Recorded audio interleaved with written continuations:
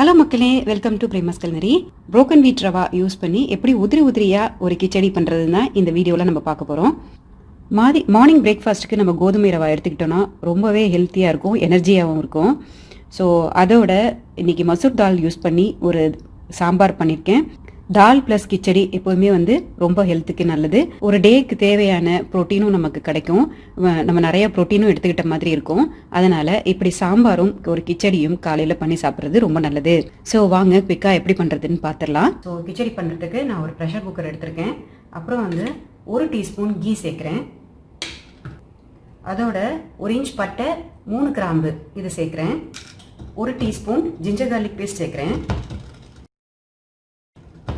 Ginger garlic paste சேர்த்துட்டு வதக்கி விட்டுடலாம். அதுக்கப்புறமா ஒரு ஆனியன் பொடியாக நறுக்கினது அதை இதில் சேர்த்துடலாம்.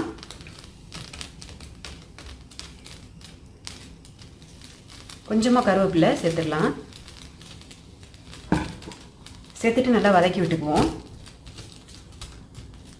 வெங்காயம் நல்லா சாஃப்டாக ஆகிற வரைக்கும் இதை நல்லா வதக்கிக்கலாம். அதுக்கப்புறம் 2 பச்சை மிளகாய் பொடியாக நறுக்கி வச்சுருக்கேன், அதை சேர்த்துடலாம்.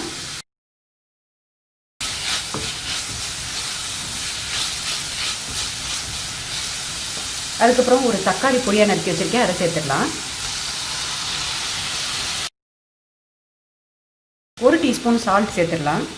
வெங்காயம் தக்காளியும் நல்லா சாஃப்டாகிற வரைக்கும் நல்லா வதக்கிக்குவோம். அதுக்கப்புறம் ஒரு mixed vegetables like beans, carrot, பட்டாணி அந்த மாதிரி எடுத்து வச்சுருக்கேன். பொட்டேட்டோ கூட சேர்க்கலாம். நான் இன்றைக்கி பொட்டேட்டோ சேர்க்கல. சோயா சங்க் கூட இதில் சேர்க்கலாம். லைக் ஊற வச்சுட்டு தண்ணியை புழிஞ்சிட்டு இதில் சேர்க்கலாம். சோயா சங்க் சேர்த்தாலும் டேஸ்ட் ரொம்ப நல்லாயிருக்கும். ட்ரை பண்ணி பாருங்கள். வெஜிடபிள்ஸ் ஓரளவு சாஃப்டாகிற வரைக்கும் நம்ம இதை வதக்கிக்குவோம். ஓகே, வெஜிடபிள்ஸ்லாம் குக் ஆகிடுச்சு. இப்போ நம்ம ரவா சேர்த்துடலாம். இன்றைக்கி நான் யூஸ் பண்ணியிருக்கிறது பார்த்தீங்கன்னா சம்பா கோதுமை ரவா யூஸ் பண்ணியிருக்கேன். நீங்கள் இந்த சம்பா ரவா தான் இல்லை, நார்மல் நம்ம ரவா வரும் இல்லையா, அந்த ரவா, ரோஸ்டட் ரவா, அது கூட யூஸ் பண்ணலாம்.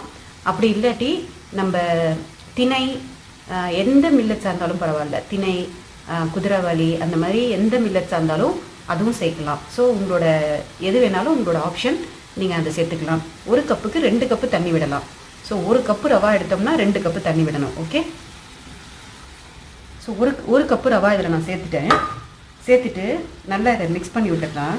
ஸோ இதுதான் இந்த கோதுமை ரவாவோட சீக்ரெட். என்னென்னா, ரவாவை ட்ரையாக இந்த வெஜிடபிள்ஸோட ஒரு வாட்டி மிக்ஸ் பண்ணிவிட்டு அதுக்கப்புறம் தண்ணி சேர்த்தோம்னா சீக்கிரமாகவும் குக் ஆகிடும். அது மட்டும் இல்லை, கிச்சடி உதிரியாக இருக்கும். ஸோ அதனால தான் நம்ம ஒரு வாட்டி இந்த மாதிரி மிக்ஸ் பண்ணிக்கிறோம். ஸோ இது மிக்ஸ் ஆகிடுச்சு. நம்ம இப்போ தண்ணி சேர்த்துடலாம். நம்ம 1 கப்பு ரவா எடுத்ததுனால நான் 2 கப்பு தண்ணி விடுறேன்.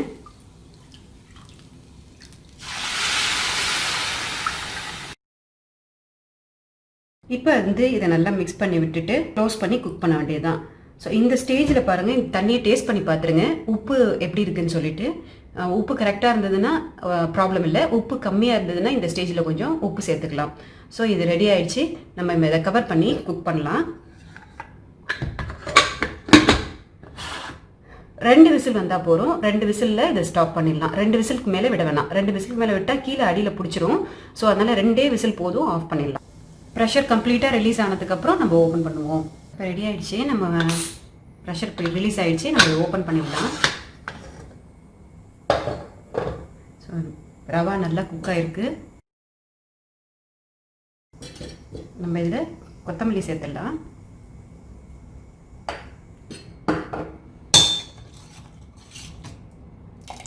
சாம்பார் ரெடி.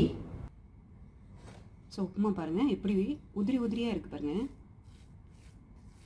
உங்களுக்கு தெரியுதா எவ்வளோ உதிரியாக இருக்குது பாருங்கள் உப்புமா.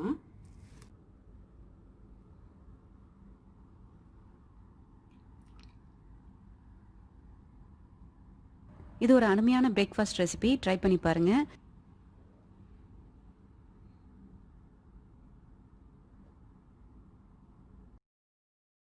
உங்களுக்கு இந்த வீடியோ பிடிச்சிருந்ததுன்னா லைக் பண்ணுங்கள், ஷேர் பண்ணுங்கள், கமெண்ட் பண்ணுங்கள், சேனல் சப்ஸ்கிரைப் பண்ணுங்கள், அப்புறம் இன்ஸ்டாகிராமில் ஃபாலோ பண்ணுங்கள். இன்னும் நிறைய இன்ட்ரெஸ்டிங்கான ரெசிபிஸோட உங்களை நான் சந்திக்கிறேன். Until then, bye from Prema Arvindan. Bye.